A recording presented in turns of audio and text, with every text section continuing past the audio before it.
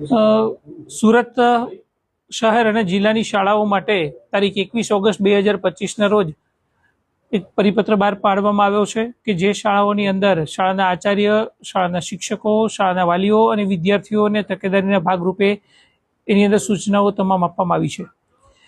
વિદ્યાર્થીઓની સુરક્ષાને ધ્યાનમાં રાખી સ્કૂલ સેફ્ટી પોલિસી 2016 ને ધ્યાનમાં રાખી આ પત્ર બહાર કરવામાં આવ્યો છે।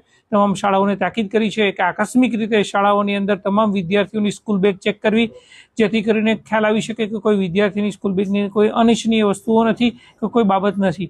તે બાબતની તકેદારી રાખવા માટે પણ જણાવ્યું છે। અને આ ઉપરાંત જ્યારે વાલી મિટિંગ થતી હોય ત્યારે વાલીઓને પણ આ બાબતે જાણ કરવામાં આવે કે વિદ્યાર્થીઓ જ્યારે શાળાએ આવે છે ત્યારે શાળાઓની અંદર આવતા પહેલા સ્કૂલ બેગની પણ ચકાસણી કરવી। જો વિદ્યાર્થીની સ્કૂલ બેગની અંદરથી કોઈ પણ પ્રકારની આવી વસ્તુઓ જાણવા મળશે તો વાલી અને વિદ્યાર્થીઓને સાયકોલોજીસ્ટ પાસે એ બાબતે કાઉન્સેલિંગ કરવામાં આવશે। અને આ ઉપરાંત જો બાળકમાં સુધારો નહીં દેખાય તો શાળાની અંદરથી વિદ્યાર્થીઓને શાળાનું LC આપવા દેવા સુધીની કડકમાં કડક કાર્યવાહી કરવા માટેની પણ સૂચનાઓ આપવામાં આવશે।